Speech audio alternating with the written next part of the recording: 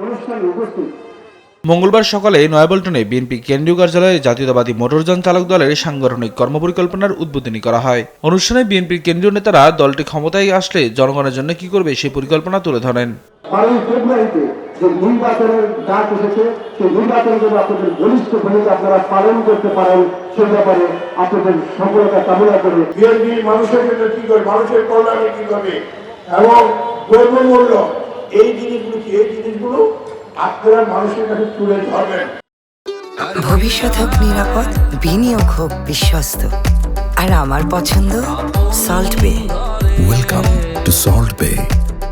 প্রধান অতিথির বক্তব্যে বিএনপির সিনিয়র যুগ্ম মহাসচিব রুহুল কবির রিজভী বলেন, মোটরযান চালকদের সুরক্ষা, নিরাপত্তা ও অধিকার আদায়ে সুনির্দিষ্ট আইন করা জরুরি।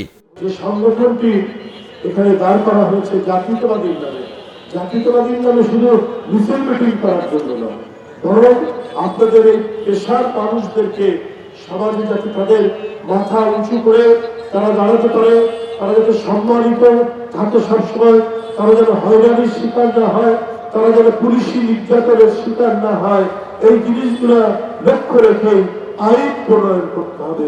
পরে তিনি 4 জন মোটর চালককে টি শার্ট পরিয়ে মোটরযান চালক দলের নতুন কমিটিকে শুভেচ্ছা জানান। নেজ মোরশেদ, দেশ টিভি, ঢাকা।